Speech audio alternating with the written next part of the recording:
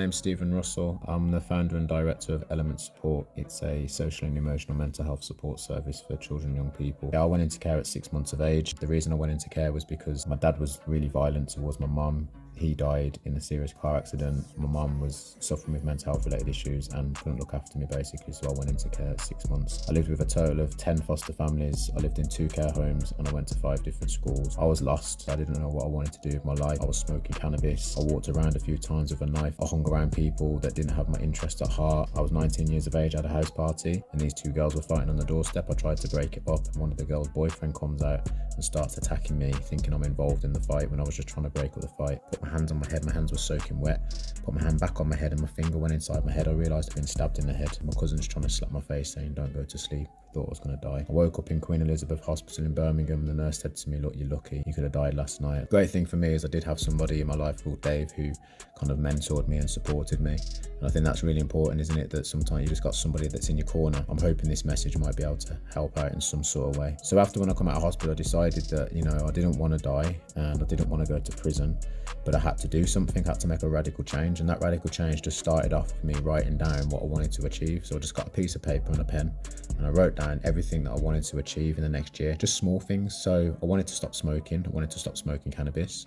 I wanted to start driving. I wanted to get into working with children and young people. I wanted to stop hanging around with the people that I was with, and I wanted to start being more respectful towards people because I was rude, you see. So the way that I was speaking to people, it wasn't serving me. It wasn't getting me what I wanted. So me telling people to fuck off every 5 minutes meant that I wasn't moving, I wasn't developing, I wasn't moving up the ladder. Long story short, I achieved everything within a year. A lot because I had support by my side, but a lot of it was just in me. Do you know what I'm saying? I mean, I don't know you, I've never met you, but there's something in you that's yearning for better, that's yearning for something more than what you've got at the moment. But what happens is we get stuck in like a fog, like a cloud, and then you've got other people stuck in fogs and clouds, and before you know it, you're doing what they're doing, and most likely it might just end you up in a place that you don't want to be. Do you know what I'm saying? The way I see it is you get one life, and once that one life is done, it's done. If you look on a headstone in a cemetery, what's the most important part? It's not the year that you were born, and it's not the year that you died. It's the little dash in the middle, because that little dash in the middle represents your life. What did you do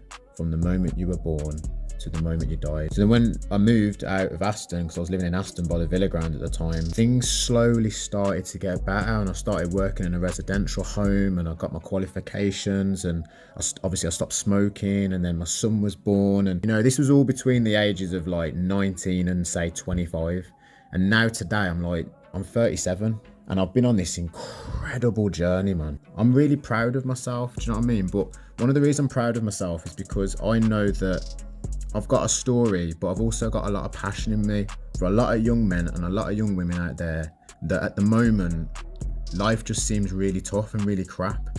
And it is. So I've got a saying in Elements called drip by drip, day by day.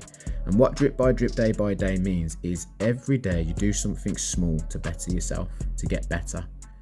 There's got to be something that you're passionate about. There's got to be something that you're interested in. There's got to be something that you wouldn't mind doing, or you wouldn't mind seeing, or you wouldn't mind hearing, or you wouldn't mind being around. I know for a lot of young people I support, it's like it's all about the money. Do you know what I'm saying? Like it's all, I just want to get money. I just want to get peas. I just want to get clothes. And that's cool. Like if that's an aspiration that you've got, like I wouldn't say, oh yeah, you shouldn't have that. Yeah, that's fine. I think when I was younger, I just wanted money. Do you know what I'm saying? That's all I wanted. Now what I realise with money is money's just a resource. Because it's not the money that makes you happy, it's who you are that makes you happy. But I feel like I'm the happiest person on the earth because of what I've achieved. I've been through the pain, like you're going through pain. Do you know what I mean? Turn that pain into purpose. That's what we call pain to purpose. You got something in you that you can turn into something tangible, something you can use to better yourself. Because what's the alternative? I'm not too sure how old you are, but what's the alternative in 5 years from now? What the alternative is, you look back and you think, what if I'd made a change back in 2023? What if you just got a pen and paper and wrote down 3 things that you'd love to achieve in the next 5 years? Just small. Maybe you might want to go and start learning a new skill. Bit of cooking. Maybe you might want to go and visit somewhere. Maybe you want to start designing something. It depends on what you're passionate, what you like, what you're interested in, and then use that. And it's not easy. It's not easy. But you know what? It's not meant to be easy. It's meant to be hard. There's a great saying and it goes like this. In life, if you do what is easy, your life will be hard. But if you do what's hard, your life will be easy. You gotta go through the hard times. You gotta go through the pain, because that's what makes you who you are. That's what makes us. You know what I mean? Just handouts and easy. That don't make a person. Do you know what I mean? It's like someone jumping on FIFA and having it on easy mode. Yeah, I keep winning 12-0. Yeah, that's because you got it on easy mode. Put it on professional. Put it on world class. Nah, I'll get beat. Exactly. You're not testing yourself. You're not challenging yourself. Maybe just you watching this video makes you realise just how important you are. And I know you can't see that right now. Maybe it's something you can't see. And the odds were stacked against me. Trust me, the odds were stacked against me. And yet I still stand here. You're talking to somebody that lived with 10 different foster families, 2 different care homes, 5 different schools, make friends, break friends, make friends, break friends, don't have siblings, so it was just me by myself. You're talking to somebody that was abused by one of their families, that was meant to be my forever family. You're talking to somebody that didn't have a clue about my identity. People were telling me I'm black, people were telling me I'm white, I didn't have a clue what I was, didn't know what to believe. You're talking to somebody that found school so tough that I left with no GCSEs. But you're also talking to somebody with willpower. You're talking to somebody that's turned all that pain into purpose. You're talking to somebody with a mindset that's very strong on where he wants to be and where he wants to go.